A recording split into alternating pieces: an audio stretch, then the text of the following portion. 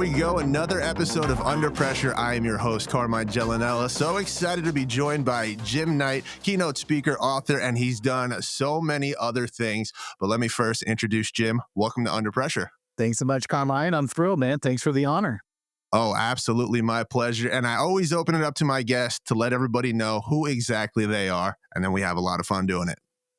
Yeah, I'm a keynote speaker, and as you said, author. I've got 3 books out, working on a 4th. But really, my background was going to be in music. I have a music degree. That's what I went to college for. But I found out when I was at university, to make a living doing that, you actually had to be good.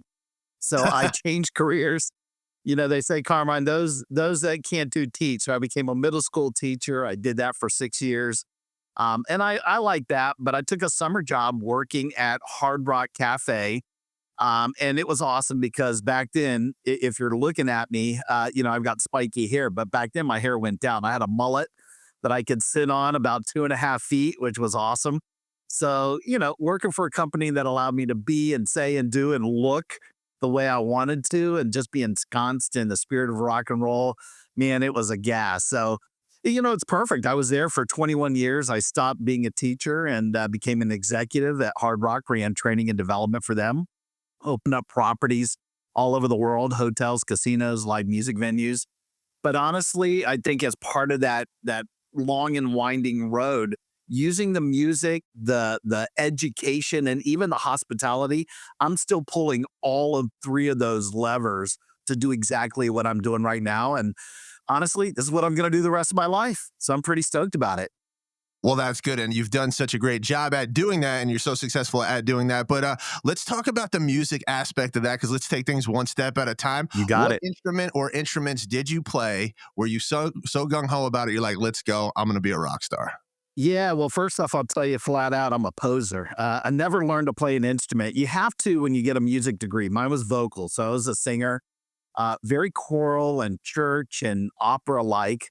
I can still do a wedding or a funeral if somebody asked me to. I could do an Ave Maria or a Lord's Prayer, and I still do that every once in a while. But you have to have a second instrument, and so I learned piano during those 3 years. I was on the 9.5-year program when I started off, so it took me 3 years to get through that AA degree. And I was good enough that I could fake my way through it. And you have to write a couple songs when you're going through that.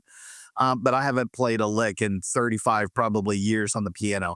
It's a big regret. I mean, you talk about under pressure. When I'm out there with my friends, they want to put a guitar in my hand. They want to see me perform. And I'm like, dude, I'm so sorry. I'm not a player, but vocally I can hold my own, maybe at a karaoke. My good musician friends won't let me up on stage anymore. Well, I make this joke all the time that I sound like cats in heat. And I tell you what, I love to sing in the shower when not too many people are around because I know I'm not good. Me and one of my best friends, Kenny, who's he owns the Twisted Tuna, of course. He's one of the sponsors of Under Pressure. Yeah. We go out sometimes, have a lot of drinks. My girlfriend loves karaoke. She also, like me, sounds like a cat in heat. She doesn't believe it, though. She has no self-awareness when it comes to that. And we call ourselves the off keys. And usually it's just a couple of us with nobody else around. And then we'll belt out some ballads. Kenny's wife, Rochelle, will just be on the air guitar. And we really feel like rock stars. But it's the one thing I wish I maybe could have learned. Because do you feel to at least a level, even if somebody is completely tone deaf, there's hope for them where they could learn maybe how to carry a tune, or you either have it or you don't?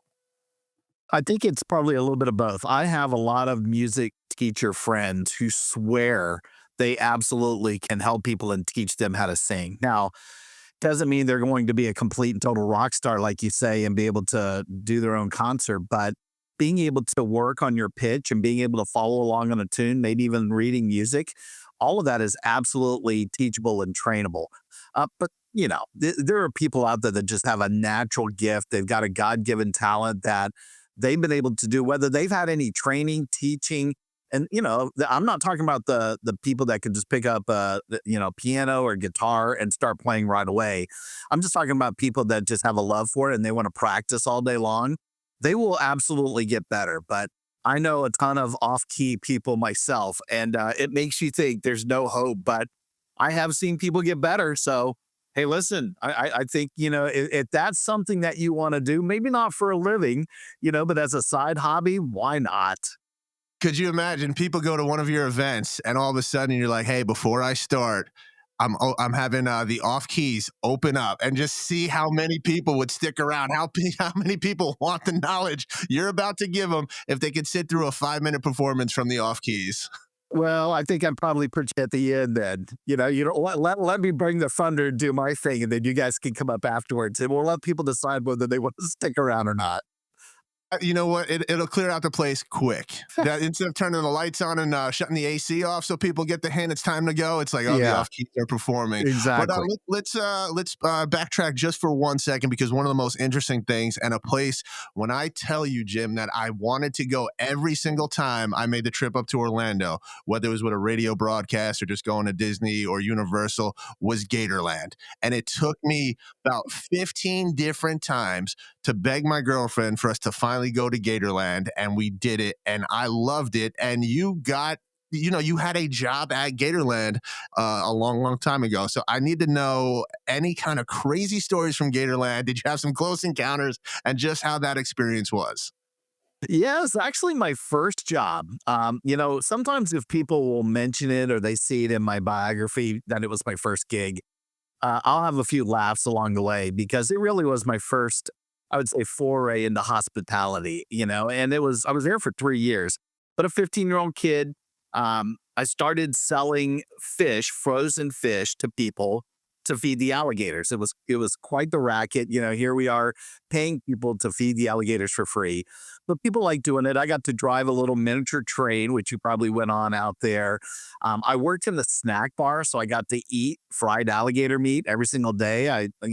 Became an acquired taste. It's not for everybody. It does taste a little bit like chicken, but it does have its own unique taste. One of my favorite things to do is I worked in the photo area. And if you were working, remember, you're a 15-year-old kid. So Yeah. there's no inhibitions. They tell you to do something, you just do it. So you had to do two things. A photo area back then was we only had Polaroids. We didn't have any iPhones. So we're gonna take a picture of somebody holding a baby alligator and putting a snake around their neck. Well, I gotta go get those things. So I had to jump into an alligator pit, which had probably about 200 baby alligators. I say baby alligators, they're still 2.5 feet long and they still have Yeah. razor sharp teeth. You got to grab one by the mouth, close its mouth down, wrap duct tape around it, and then climb out of the pit so that people could hold on to it. That's one thing. But the second thing is you got to go into the snake pit to get a boa constrictor. Now, these things are sometimes 8 to 10 feet long. And sometimes you pick some of them up, and even though they're not venomous, even though they crush their prey, they still have teeth. That was something I didn't know before. And one swung around one time and grabbed me by the knuckle. I have a scar, not from an alligator, but from a snake. But so I could put that around people to take their picture. So that was quite the racket. I even got to work on the alligator insemination program, which I don't want to talk about, Carmine. Let me just tell you. I mean, you brought it up. I need to know how. No, no, I no, mean, no, were you no. in charge of getting samples? Like, come on, Jim, you brought that up. I'm not going to just let that one go. Listen, I can do a lot of things that I don't want to talk about, but one of them is I can absolutely sex a gator if I had to. If I had to, if somebody told me this is how we're going to procreate the rest of the alligator, the species, I could go out there and do that. It was all in with the University of Florida because at one time they were on an endangered species list a long time ago. And, that's one of the things that Gatorland is known for. I mean, other than being the largest alligator park out there. And you and I are both in Florida. I mean, Florida residents, it's like 50% off and you could do the whole thing in like a half a day. Even though Yeah. people think Disney, Universal, SeaWorld, there's like 27 or something like that theme parks in Central Florida. This is a half day of just good fun, and you do learn a lot about alligators in general. But they also do a lot of great scientific work and alligator meat and products and those things. Yeah, but it's really the science is really what I learned about Gatorland about what they do and do it well. Yeah, and one of the things about gators just in general, I think they're so misunderstood, even by people that live here in Florida, because there's so many now. And a big reason for that is because, like you said, what you guys did at Gatorland and UF just helping bring back at one time, which was an endangered species, is if they really wanted to eat people, they would do it all the time. They're everywhere. You know Exactly. what I'm saying? Most of the time, it's someone's dog that might have got too close. At the end of the day, they're not like, oh, I'm gonna ruin that person's day and eat their dog. It's like that creature is trying to survive. That looks like food to that creature, and it's Exactly. kind of just one of those things. It's like just be conscious of a body of water. Just assume there's a gator in there, and there's no reason for you to just go in there anyway. Even your pool, just Exactly. double check before you cannonball into that pool. Look at us educating people about alligators and coming into Yeah, Florida. This is and this now is we what can the role is. and now we can find out if alligators, when you're getting samples for insemination, do they love Marvin Gaye as much as I would assume they do? You know they do. Doesn't everybody? You put the music on and it makes a gator smile. I don't know what to tell you. Oh, that's good stuff. And I just imagine opening that up to a couple of when you're 15 years old, trying to pick up dates, be like, hey, guess what I do for a That's living? what I did. Yes. Never would believe you until you show them. It's so random that yeah, it would have to be true. Like that would Yeah. definitely be a conversation starter, I would think. That's one of those ones when someone's like, you're lying. It's like, why would I make up such an absurd thing as a lie? Don't you think I'd be like, oh, yeah, I own Gatorland. Come to my suite and all that other stuff. It's like, no, we're going Right. to be in the pit, bro. That's where we're Exactly. going. But as much as I do love talking about Gators and that experience, Jim, the hospitality industry and how you just kind of, for lack of a better term, made it your bitch. Like how did that start? Because everybody can say they know what makes a restaurant or a cafe successful, but you actually have a playbook on it. I do. Well, and it started, like I said, that first start in hospitality. I had a little bit of background. I'd worked at Olive Garden for 3 years. For those in your audience, they'll know that's an American-based Italian restaurant. And it's good for what it is. But being a host and managing a ton of people and just moving at blazing speed, I had a great sense of urgency and attention to detail, and became a trainer and opened up a lot of Olive Gardens back in the late '80s. We were opening up something like one a week. I mean, it was on a huge trajectory. And so, that gave me a little bit of a background just to be a little bit cocky when I went into Hard Rock. And, Yeah. I even told the manager, the guy that interviewed me, I said, listen, I don't even want to be a server or a bartender or a manager. Like, I want to be a well paid host. And at that time, for those people that know, coming into Central Florida, the Orlando Hard Rock Café in the early '90s was one of the busiest restaurants in the world. And so it may have been the busiest because we would pump 7,000 people a day through that thing, doing $35,000 hours, which is a big deal. You do $30,000 in a day, and for A some concept day. in a week, it blows their mind. But to do it in an hour, and in the summer, we would have $1 million revenue days, which is just unheard of. So even that restaurant today will do something like 40 plus $1 million, and it's just a restaurant. So imagine again, your skills get really sharp. You learn how to deal with a lot of people.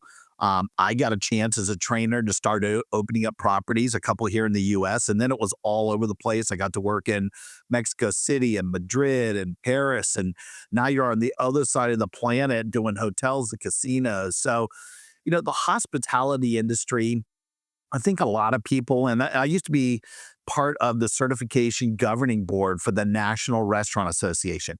I have to spell it all the way out because when I say NRA, people are going to think of the other NRA, Yeah. but I'm talking about buns, not guns. I used to be a part of the NRA where, You got to put that on a shirt. Do you have yeah, that it on a should shirt? be. Because if not, Jim, you need to. Yeah, I would be scaring people if I just put the three letters on there. But yeah, one of the things that I learned is that, when it comes to hospitality, a lot of times people will think this is first and foremost a stepping stone position job before they jump to their real career, whatever they're going to go and do in life. But I think the NRA will now say something like 65%. And I'm making up a statistic because that's what we do Yeah, of 98% of the course. time. I think they say that 65% of all Americans will work in hospitality at some point in their life, and then they move on to something else. But there's a big percentage of that as well that just decide, man, I have fallen madly in love with this industry, and they make it a career. They become a manager and then an owner, maybe an entrepreneur or franchisee. So, I think where people go, it's your first and foremost working at McDonald's slinging burgers. Maybe, but for others, it becomes a lifelong career for them. And It really did for me. I mean, that was my last real job when I left them 13 years ago to do what I'm doing now. But, and I'm not sure that I would go and be a frontline manager, but if I had to, I could go back into corporate America and be in this industry and I think do it well. It's one of the things that I can actually say that that was something that I not only really liked, but I was actually pretty good at it. I just feel like, I have my one real true strength is what I'm doing now. But hospitality is a fantastic industry for people to be in. Yeah, because my whole other world, with the exception, I did radio for 15 years, but before that, it was hospitality. I still dabble. I still serve at a couple of restaurants down here in South Florida. And when you first went into Hard Rock, was it you felt an opportunity to travel and do all that stuff? Because you're talking about this money, and if people don't understand just how much money that truly is at one restaurant, as a server or bartender, that's career money. I mean, you're making quite the living if you're turning over what you said, 7,000 people a day. I Yeah. mean, if I would just do the math in my head, they're probably walking what, $500, $600 a night, maybe cash on them, which is absurd amount of money. I mean, even now it's an absurd amount of money. Some of them for sure. The original waitress, the first Hard Rock was in London in 1971. The first waitress, her name's Rita Gilligan, still alive. She's in her mid to late 80s now. And she wound up buying 5 houses, one for her and one for her 4 kids, fully paid. I mean, she absolutely swears the reason she did that is because of how she treated the guests, the customers, in a way that they had not been treated before. Sometimes a little irreverent and unpredictable, but just completely over the top. She tells me flat out, she wasn't the greatest server. She just happened to have the greatest personality, and people really dug that and wound up giving her 30, 40% tips. And so at some point, you start to realize you can make a lot of serious money. And I don't know if people were making $500, $600 a night. They were probably fairly close. There's some fine dining restaurants that will. But to be in an environment where it's 90 decibels of Zeppelin ringing in your ear, you can reach up and touch Eddie Van Halen's Frankenstein guitar, to be around some pretty unique people. If you've ever been in a Hard Rock, it is tattoos and Yeah. piercings and mohawks, and it's just a gas. And now you get access to rock and roll celebrities. That's my job, and you're going to pay me to do that. It winds up being a nice draw for a lot of people, especially I call them the island of misfit toys. These are people who maybe couldn't get a job because of the way they acted or the way they look somewhere else. They weren't loved wherever they were, but now they found an island with a bunch of pretty interesting people. And I do believe unique people create unique experiences, and they wound up just staying. And I was one of those people. 2 decades, 21 years with one job in hospitality, as you know, that is quite the feat. Most of the time, it's 3, 4 years max, and then they're moving on to their next thing. Yeah. So, what made you decide it was time? Your time was done at Hard Rock because if you've done something for that long, I wouldn't even say complacent, but you enjoyed it so much. You got to travel the world doing what you did. At what point were you like, okay, as much as I love what I'm doing, I know there's something more that I want? Totally. And it wasn't one thing. It was actually a couple things, Carmine. I'll tell you the main reason was I had already been speaking on the side. So I left in 2012, but about 9 years before that, 2003, I've been able to actually pinpoint when my first speaking gig was on the side. Somebody had called the office. They wanted to hear the Hard Rock story. It was nothing like what I do now. I talk about culture and leadership and service. They didn't want any of that crap. They just wanted to hear the Hard Rock story. So I was like, all right, I'll go and do that. It's free. It's local. It's an hour, brainless over lunch. Sure enough, somebody in the back of the room afterwards said, hey, can you come do that same thing at my company and how much do you charge? So that's when the light bulb went off. So I was speaking on the side to the extent that when I actually left Hard Rock, I was doing about one a month, 10 to Okay. 12 a year. That first one I did for free, but after that, I started charging people, but I never, ever took the money. I gave all the money that I got from the clients, I gave it to Hard Rock. So now I became a revenue generating initiative, which training and development people do not do. We spend money, we don't make money. Yeah. So that was kind of fun. I think my boss, probably liked that. And I was able to secure some positions and fund some projects and stuff. But really, it was to feed the beast in me. I just wanted to explore this area. Now, you have to remember, we talked about this at the top of the show. I'd already been a middle school teacher before. I was in charge of training and development. So performing, even the music degree, being on stage is something that I wanted to do. So this was just another kind of angle for me to be a rock star, especially since I didn't play an instrument, right? Yeah. Oh, I started doing that on the side. So that was one angle is I had started to get a little bit more proficient that I thought, oh man, I could probably try and do this on my own. That was one. But I'd also with my team, I had a fantastic team. I had 8 to 9 people reporting to me by the time I left. They were all rock stars. I think 3 or 4 of them were probably promotable, but we were bottom heavy. They were all managers, and I had not had an opportunity to really promote them to a director level. I was a senior director. I think I was probably in their way, and we had won so many awards in print, video, e-learning, instructor-led stuff. I felt like I had done everything that I possibly could. And I started to like the speaking on the side just a little bit more than my day-to-day job. I love that company. I love that brand. And I certainly love the unique people that were there. But I felt like after 2 decades, it was time for me to go and do the one thing and work for myself. And part of it was I think it was fairly well known in hospitality, but I wanted to go vertical. I wanted to speak. And now most of my clients are way outside the industry: insurance, banking, automotive repair, funeral directors are some of my biggest clients, clowns. It doesn't matter. If there's an event and they want an outside keynote speaker, that's what I get a chance to do. I probably would not have been able to do that if I was still working at Hard Rock. So there were actually multiple reasons. I'd sort of read the tea leaves and I was getting the biggest bonuses of my entire team. We all were at the very end.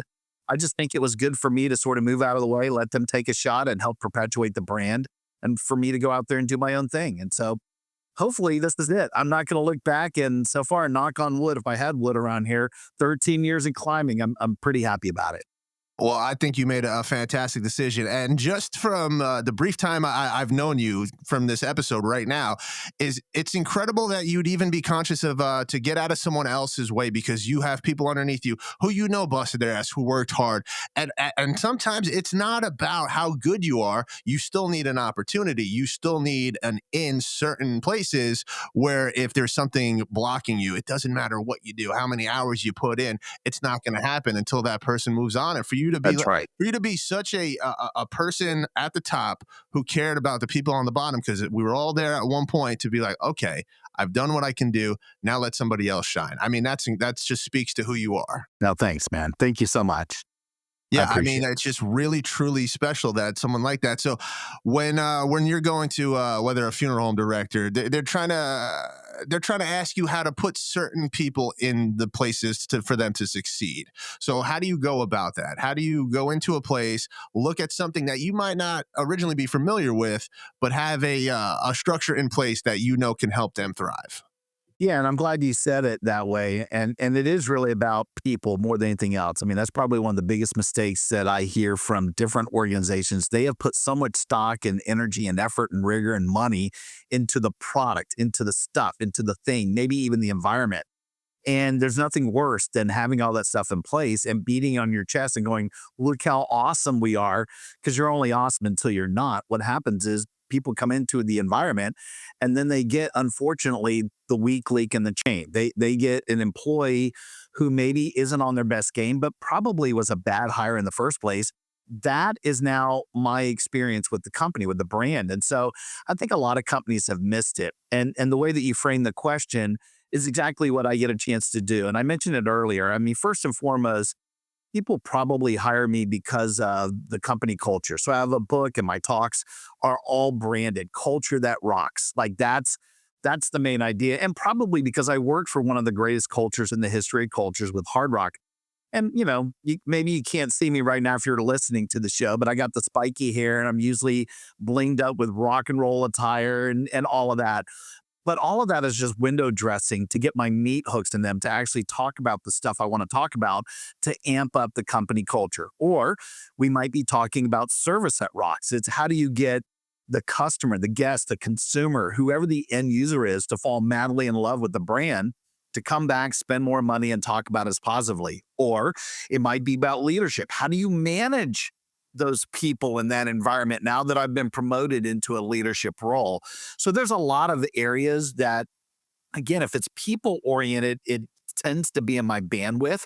If it's something that's way outside, like driving sales or AI or DEI, whatever it is, that's not my jam. And I'll point to a lot of my good speaker friends that do it. But for this area, this is an area where I get a chance to rock it out and amp up whatever it is people are looking for. But again, the way that you set up the question, I really spend a lot of time talking about people. It's always been about the people. It always will be until we get into an environment where either cloning exists, Yeah. and we can just replicate a bunch of people, which is not likely. It's about when the robots, when the AI, when everything is 100% automated. And there are probably some companies that think they are, but there are still people that are taking care of and managing that process. So I don't actually go in and change people's processes. What I do is I come in at a 30,000 foot in my own edutaining way to have some fun, have some yucks, but I'm going to give them some very specific things for them to think about. I just want to be a catalyst or a thought starter for them to go, oh man, that is a totally different way of looking at it. And all he did was just envelop us in the spirit of rock and roll to get it to have some stickiness, to have a little bit of information for them to remember. That's the goal. Yeah, because when you're on the outside looking in, you could see so many different things, just like in relationships. When people are like, "Oh, I didn't know we were doing this until we went to a therapist, or until we had somebody tell us, hey, did you guys ever know you do this?" And you're like, holy shit, no, I didn't." Because when you're stuck in your ways, when you're set in a routine, you don't think anything is as different as it truly could be, or things are wrong. And I just think of how you can go into a place that maybe like a funeral director or funeral companies. I could only imagine if you're someone who works for there, and the culture and the environment, it's got to be tough because you're dealing with people who go to you when it's the worst of the worst. They just lost a loved one, they lost a best friend, a wife, a husband. So to keep that culture of, I don't even know if I should use this word, positivity, that's got to be a real challenge. You would think so. And a different way of looking at it, I do have people that will say, what in the world would you be talking about with funeral directors? First off, it blows my mind that there's an association for everything. So funeral directors actually get together. They leave their own community, they go and hang out. There might be 500 of them at some event. And when I start to think about what types of things do they talk about, it's the same stuff that everybody talks about. How can I drive sales? How can I get more people to think about me? Back in the day, it was flipping through the yellow pages. Now they're going online, or they're listening, which is really the key to it. Who had a great experience with a funeral home when you did lose a loved one? That is all word of mouth. And if somebody had a crappy experience, they're not coming to you. Nobody's talking about you at all. Or if it was mediocre, now you're starting to compare based off of price. And, the way that people want to be buried today, which really isn't even the right word, that there's way more people that are going to be cremated, or they want biodegradable caskets. They want it to be a little bit more of a celebration with entertainment. Like, I have learned way more than I need to about funerals and funeral homes and directors in general. I actually write an entire chapter in my first book about it.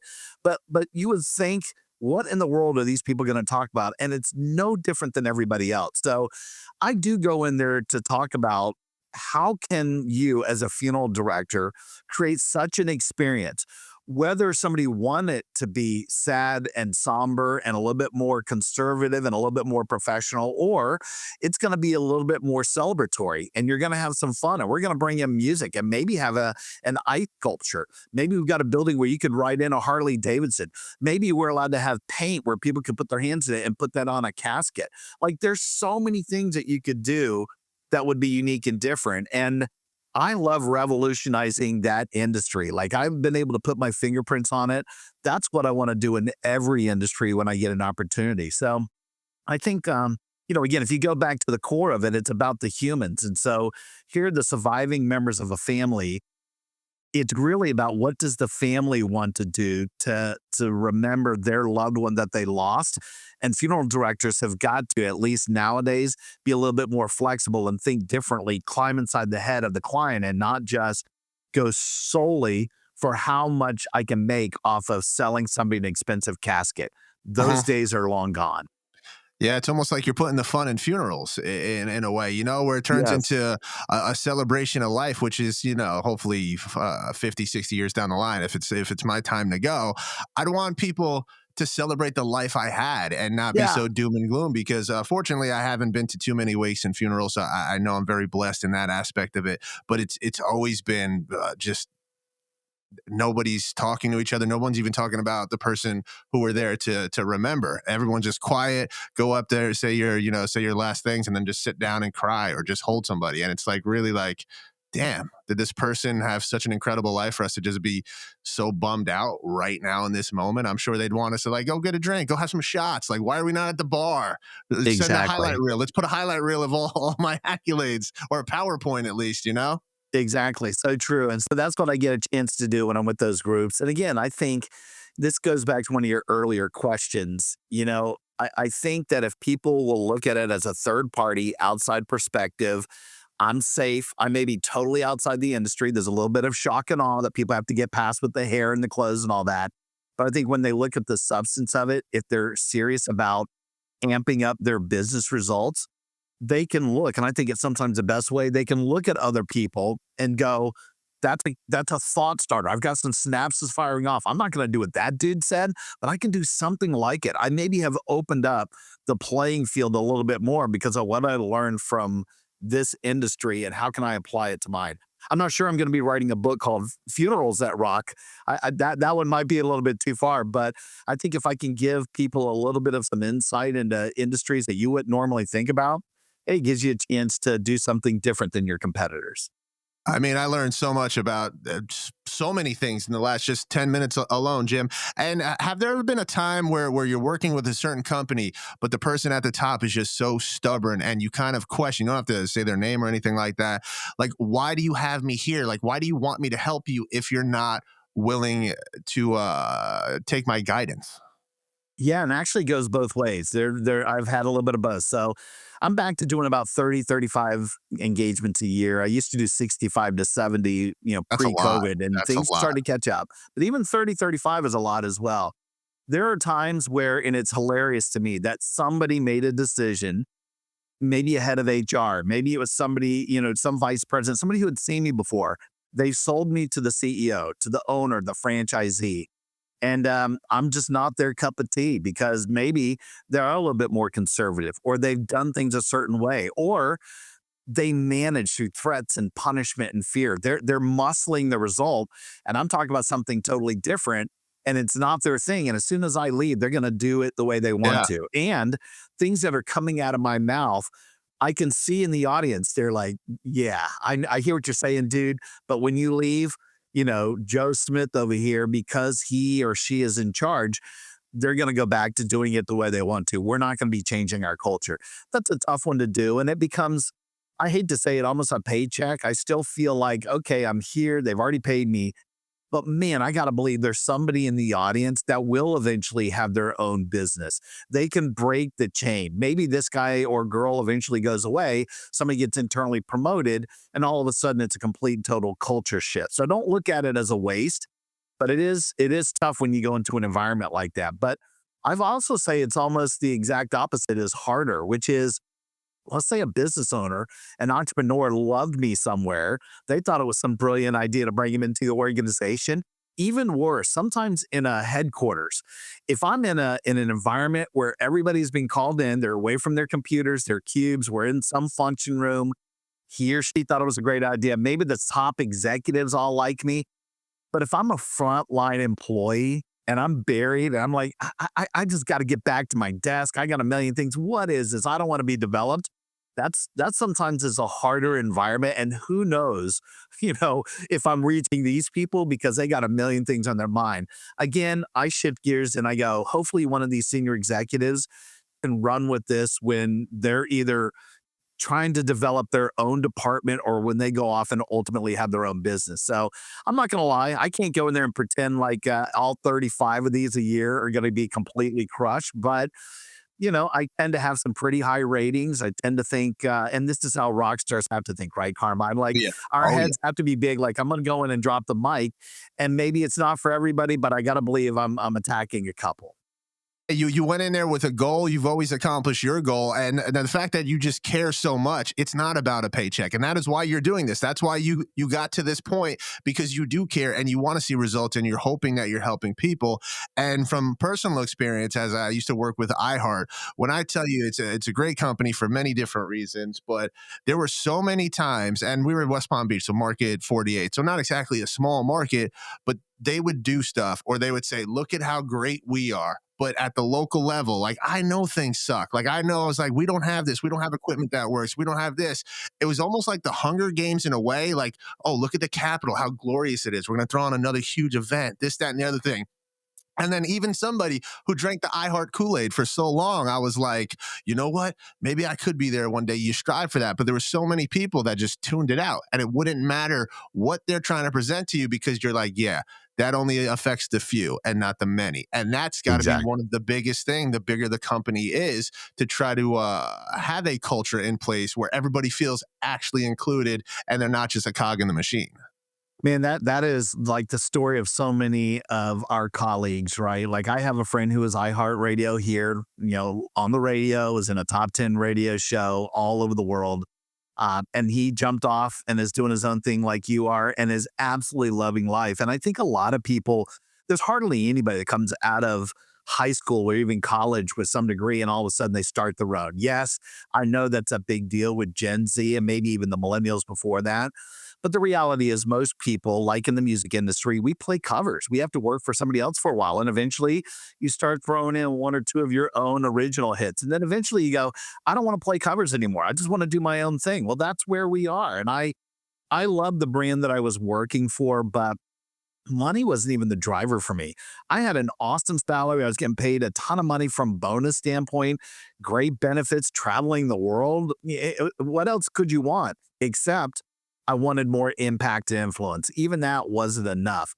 I felt like I had a voice that I wanted to share with other people. I didn't want to start talking about other people's stuff. I wanted it to be my own. So in a lot of ways, I feel like your trajectory, my trajectory, and so many of our friends, that's really where it started. And this is the epitome. And if you can rock it out and do this thing and ride off into the sunset with your kids or your significant other, Yeah.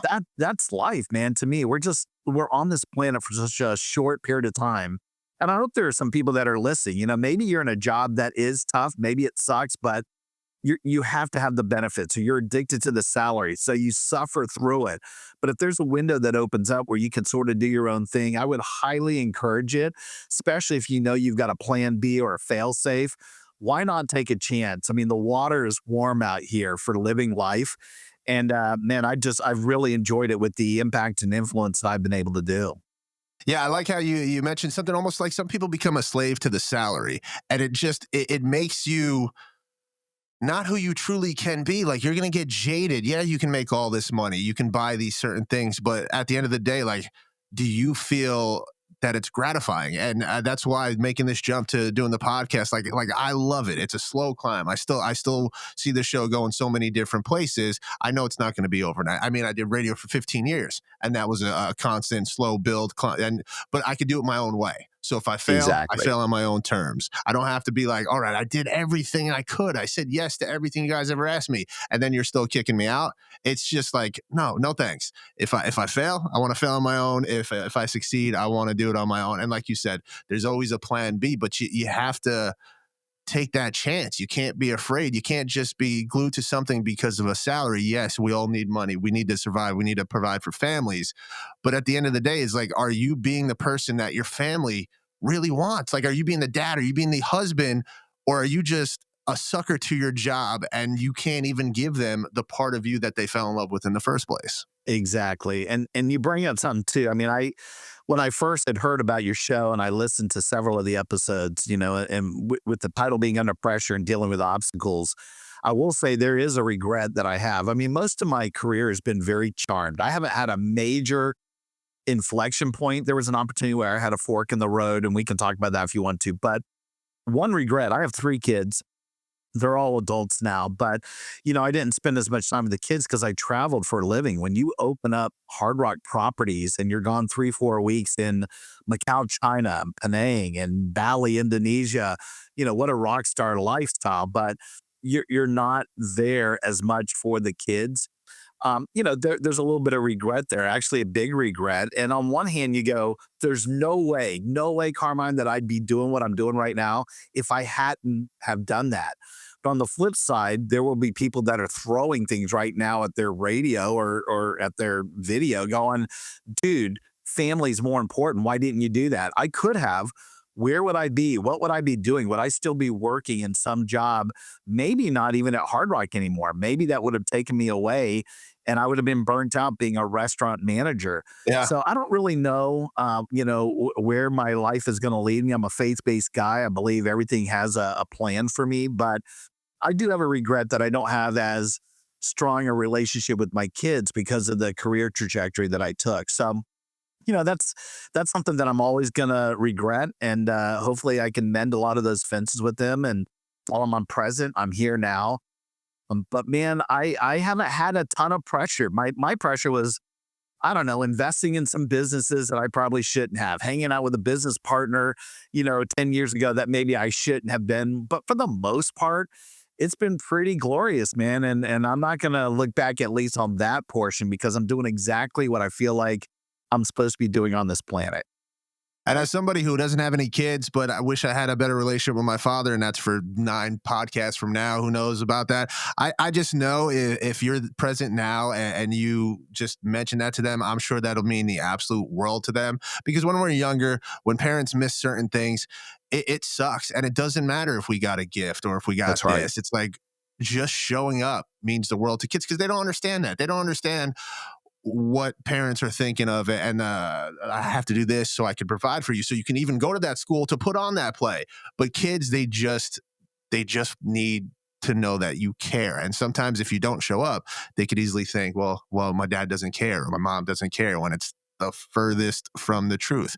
But you said faith-based as well. So just go with God. And I think, it's going to be an absolute fantastic thing, and everything happens for a reason. So you know what? Even if you had that big regret, I'm sure it's going to work out in the long run, Jim. Thanks, man. Appreciate it. I appreciate it. So, Jim, I know you're a very busy man, but what do you have coming up, my good sir? Yeah, I'm always looking for new gigs. Like I said, that 30, 35, I'd like to get that number up. Thankfully, I have a speaker bureau that has about 13 agents that are working on my behalf, but, never want to rely on just that. Trying to finish up my 4th book. We talked about that earlier. I have my first book, which was a color hardcover book, which I'm deconstructing, and I'm creating 3 books out of it. One of them I just did 2 years ago called Leadership That Rocks.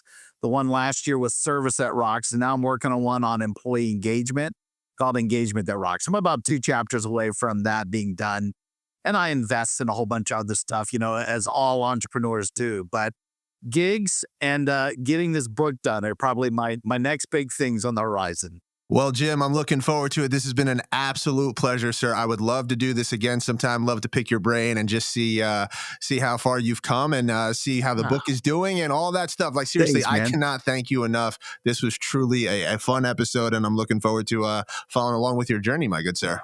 Thanks, man. Thanks, Carmine. I really appreciate it. It's an honor being on the show, man. I'm going to keep an eye on your growth trajectory as well, man. Thank you so much. No, it's been my pleasure. And you can check out Under Pressure everywhere you consume podcasts, Apple Podcasts, Spotify, iHeartRadio app. You can check it out on YouTube. Make sure you follow along with Jim Knight, too, and his journey. So until next time, sir, let's rock out.